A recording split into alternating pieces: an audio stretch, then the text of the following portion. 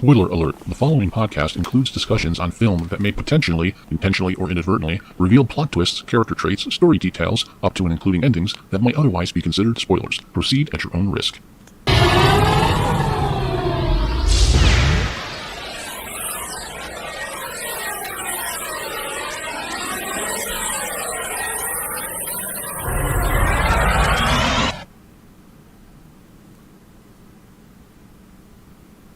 You're listening to Moviesucktastic.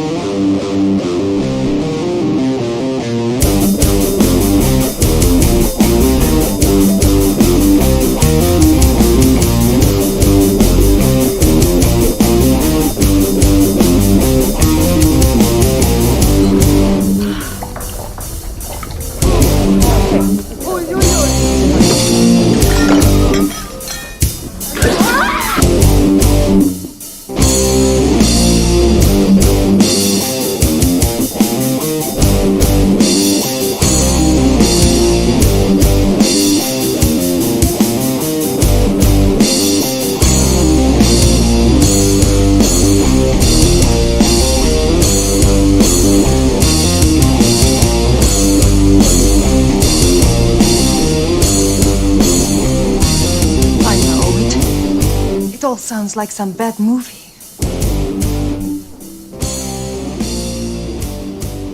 Oh, yeah. Yeah? Oh, yeah. It all sounds like some bad movie. I love that movie, by the way. It's a classic. Oh, let's not talk about that until fucking Maverick. Anyway, welcome to Moviesucktastic. This is Scott, and that's Joey. Hi. And we are reviewing Oscar films. Oscar movies. Nominees. Yes. Oh, and the movie, because I know everyone's now wondering because I said it, is Top Secret with Val Kilmer from 1984. Check it out. It's fun. But yes, this is the time of year where we get to review films. This show, we normally just delve into bad movies all year long. This is the time of year where we are considered to watch good films for a short while. For the most part. This year we have 10 nominees, and the very first film that we're reviewing is All Quiet on the Western Front, based on the 1929 novel of the same name. And we are recording this in conjunction with another Oscar film. Next, we'll be reviewing Maverick as part of our military duo. Yes. We kind of pair them up just because we record the same night. You don't need to know that. No. But what we do need to know, Joey, what episode number is this? This is episode 384. 4? So last episode was 383. Yes. So with that said, by the time we are done with these 10 nominees, we are only going to be 6 shy of our 400th episode. Ooh, which means we will be hitting episode 400 probably sometime or April, early May. So after the Oscar episodes. It is going to be after. It's going to be. Okay. We'll be at 394 when the Oscars are over. So we'll have 6 more episodes to 400. You figure about a month and a half or so. We'll be, or 2 months. We'll be hitting episode 400. Maybe we'll actually do something this time. Because when we hit 300, it coincided with our 10-year anniversary of the show, and we're like, we're gonna do something big, we're gonna do this, we're gonna do that, and we didn't do shit. Well, maybe we'll get you down here to Texas. Okay. This wonderful place with no salt. No salt. No salt. Yeah, we'll see. We'll see how much money I have left. Money. Ugh. Anyway, we're not talking about that. We're talking about All Quiet on the Western Front. All Quiet on the Western Front. Now, I will come out and say that this is a gorgeous film. It is. Of course it is. I mean, but it is.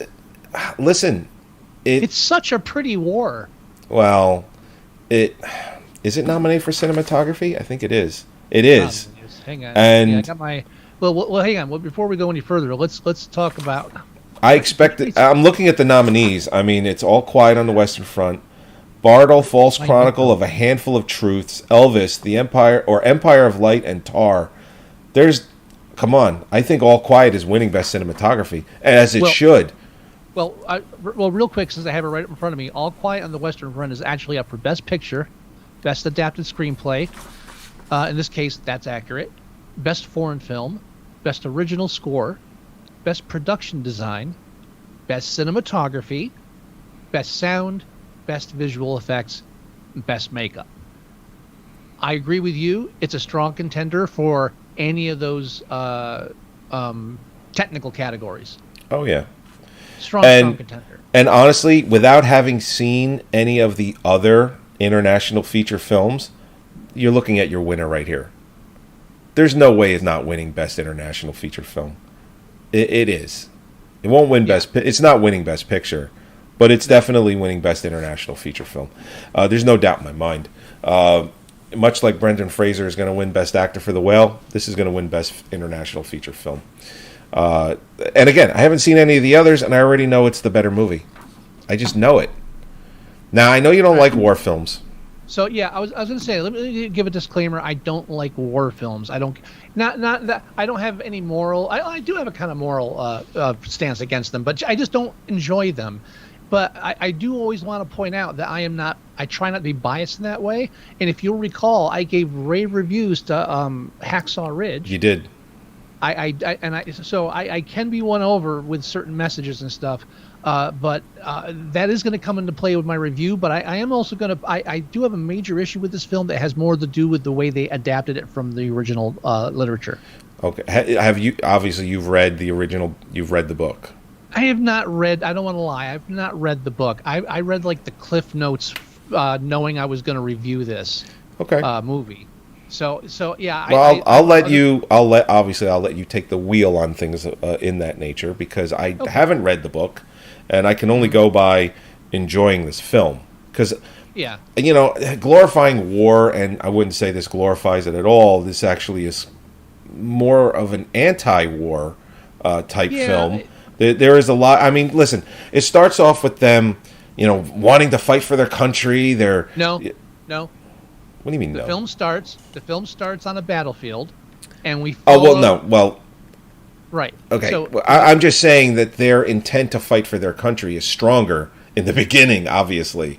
Mm-hmm. So, and then obviously, you see the trenches of war, and where they obviously that feeling has gone. They're watching their friends die.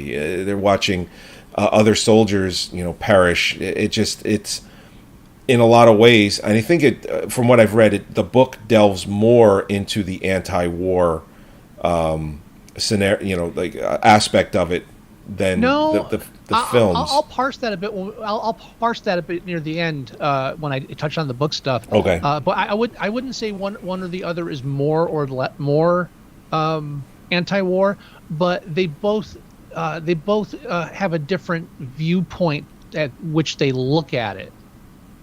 Okay. It's a little more complex than that, but they're both anti-war, definitely. Yeah. So I mean, the story is about it starts off with three friends who join, and they want to fight for their country, and it's kind of in a nutshell, it's a story that progresses through the whole film, like everything that's happening to them, ending up in the trenches, storming. Areas, plans that don't go the right way as far as attacks. It's a war movie. So that's a lot of that is what you're going to see. Insane violence in some scenes. More importantly, because you started the review with this, it is a beautiful film. It is beautifully shot. Gorgeous. And it was made for $20 million, and it was released theatrically at the Paris Theater in New York City. It's what I read. And then it was released elsewhere because in order to get nominated, you have to release in two major cities, which is New York and L.A. So it basically did that for 2 weeks and then was straight to streaming on Netflix. So a lot of them don't care about making money in a theater because they know odds are they're not going to. They're going to have a wider audience on streaming, which is what Netflix paid for. So they did their due diligence by releasing it theatrically to get their nomination, and then everyone was able to stream it. I think October 17th of 2022 on Netflix. So, but yes, it is a gorgeous movie made for Netflix or by Netflix. It was they were the production company. $20 million, and they were able to make a movie like this. It's amazing what they can do with so little money for cinema these days. Such beautiful pictures of the war. Yes. I mean, yes. I mean, it is. It's a gorgeous film. It is, and I agree with you. And I think it's a well-made film. I think it was made. I think it's a film that people that made it believe in. I'm not cynical enough to think that this was like we're making a film to get an Oscar. I think this is a real project that people cared about. Right. So I'm not shitting on the film at all, but I do have issues with it. And my as normal, my number one issue is: do we really need realistic war movies? What is this? This is the same reason I don't watch Holocaust films, because I don't need it. I don't need that. I don't. Why would you bring all of this into your life? People criticize me for liking Saw. What the fuck? Yeah. I will say this: the last film that I saw, a war film that I saw that was as beautiful as this film, was probably the war film 1917, which I thought was going to win Best Picture that year. I was very surprised that it didn't. I really was. I even picked it as what was going to win that night, and it did not. Actually, don't remember what won that year. Maybe it was. I'm not looking it up. No. Well, Coda was last year. I don't remember what was the year before. It's like even though these films are anti-war at heart, we're still making a graphically realistic depiction. For what reason? Like to say, oh, we shouldn't do this again. You know there were wars after this that we could do too. Why? It's like this. It's this nostalgia of war that I've never understood. My older daughter, my daughter, she's one of those people. She was when she was a teenager. She liked Bands of Brothers, and she got autographs from them, and she's like, oh yeah. I never could wrap my head around it. Well. And so, I mean, that's one reason I don't like war films, or like I don't care for them. But again, I'm open to them. Like I said, this is a good film. It's based on good literature. So yeah, there's a little rant for you. There you go. So I do enjoy war films. I don't enjoy all of them, but this is one of the good ones.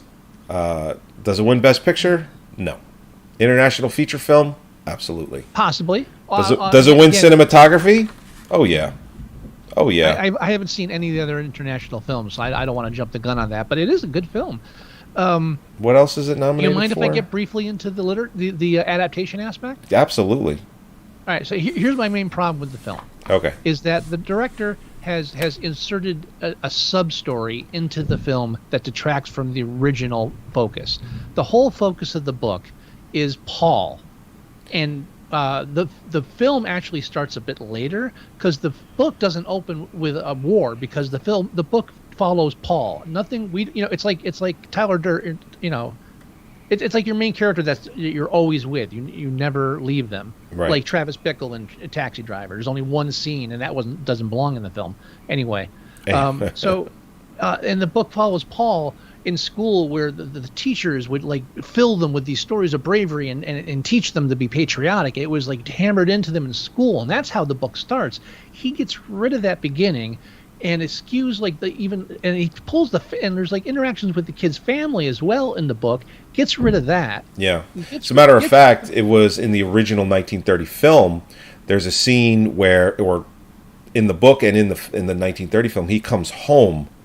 And, right. They're talking about the war and, almost glorifying it. And he's been in it, so he knows that it's it's not that like that. And he confronts his family about it. So that was in the book. In the 1930 film, it's not in this movie. Right. And it even shows the alienation from society that's happened. Like there's no going back for him. Yeah.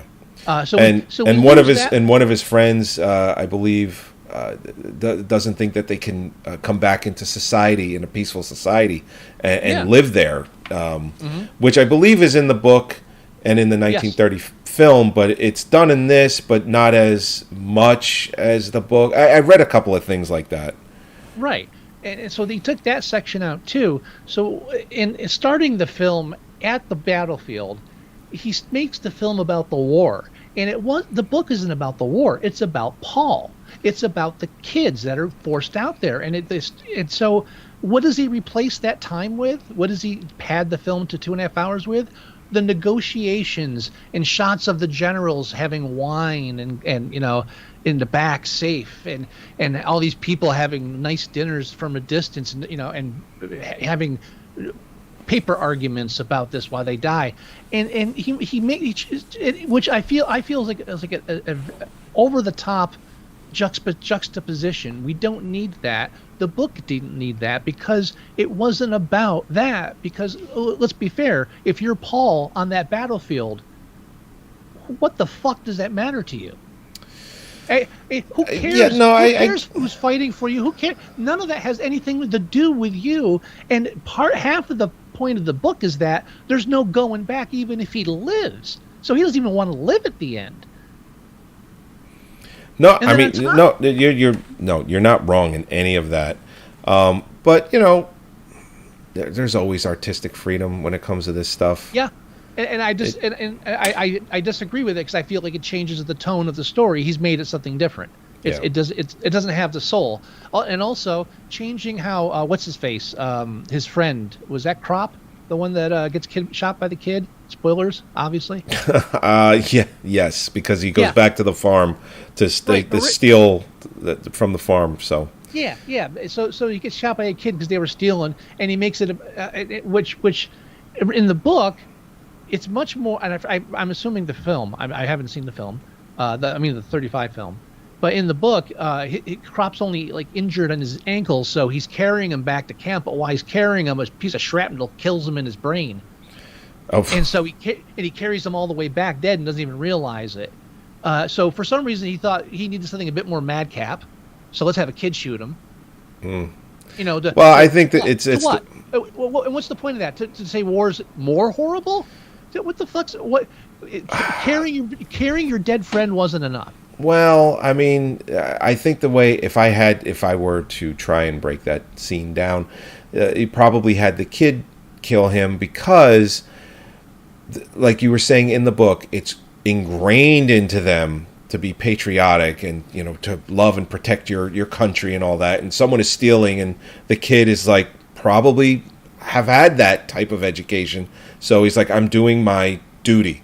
You're trying to steal from me? Oh. I kill you. So why wait till now to make that point when he could have just kept the original opening? He could have. No, you're right. He could have. But my biggest problem, of course, is how Paul dies at the end. Oh, right. And you know the difference between the two. Of course. So right. So in the novel originally, Paul's at the point where he doesn't care if he lives or dies, and he's actually killed by a sniper reaching for a butterfly. So it's like a last grasp at life and humanity, and it's what exposes him to his fatal blow, and he actually finds peace in death at the end of that.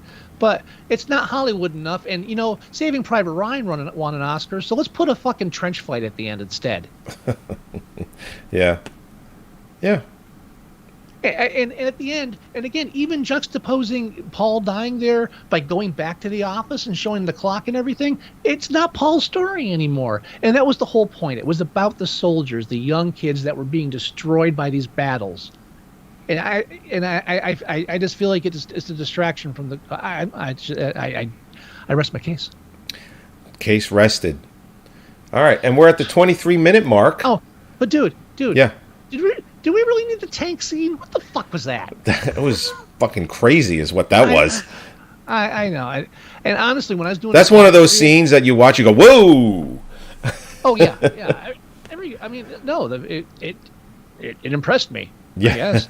But when I was doing the slides for the show, halfway through, I was like, you know what? Fuck it. All this is close-up faces of dead eyes, and all I just like every dead face eye I got is. Oh, there you go. Oh, look, he's scared and crying face. That's it. because it's like a postcard movie. It really is. Beautiful, beautiful shots of death and war. Yeah. All right. So we're at Oh, the that's 24-minute mark. Let's rate this Yes, as we yes. do every year. So For currently, every film, not just every year. It's currently what is it at currently? No. Go ahead. Oh, okay, I'm sorry. Yeah, currently it's 7.8 on IMDb. Quickly looking, the highest rating. I mean, demographic-wise, it doesn't matter. They're all 7s and 8s. Everyone loves fucking war films. So it's 7.8 right now. Okay. I think I would be fine with a 7. I'd be fine with an 8. I'll be honest. I mean, It's a very well-made film. it's very well made. I would absolutely be fine with an 8. I'm nitpicking the theme of the film because I think it's very important in something like this, and I still don't understand why we have to have such graphic depictions. And I'm not being squeamish about it. I just question the decision and the desire to watch it. Right. And I'm gonna go watch Saw 7 now. But I think it. Yeah. 7 or 8's fine with me. I think it deserves an 8. I'll be honest. It's very well No, done. let's give it an 8. I'm fine Yeah. with an 8. I thought you were going to fight me on an 8, so I was like, I'm willing to go 7, even Dude, though you come in high. That's No, how no, negotiations well, work. Listen. I'll do that most of the time. You're lucky I'm very self-aware of my own biases. Otherwise, this could have been quite a tough decision. All right, we're giving All Quiet an 8. Yes, I Perfect. think it deserves it. All right, let's end this. All right, everybody. Thank you for joining us yet again. Go to our website at again. Moviesucktastic.com. Listen or download the show there. You can go to iTunes and you can do the same thing. You can go to Facebook.com/Moviesucktastic and you can just see whatever we're posting there, which is a lot lately. So please go there and hang out. You can leave us email at themovieguys@Moviesucktastic.com. If you want to leave us voicemail, it's 908-514-4470. You can go to your favorite search engine and do a search for Moviesucktastic. We come right up. You can download your favorite podcast app, do a search for us there, and you can listen to the show on your phone while you drive. Beautiful thing. Bluetooth that shit. You're good to go. Trying to get us on Spotify. So that's Nice. it's happening. It's going to happen. I just have to have time to do it. Do you have any words of wisdom, Mr. Wilson? Whoa! Good God, y'all! What is it good for? Absolutely nothing. I don't even know how to take that. I enjoyed it, though. I enjoyed it, though. All right, everybody. We'll talk to you next time. Bye-bye. With Maverick. Ooh, yeah, Maverick next. Stay tuned for that one.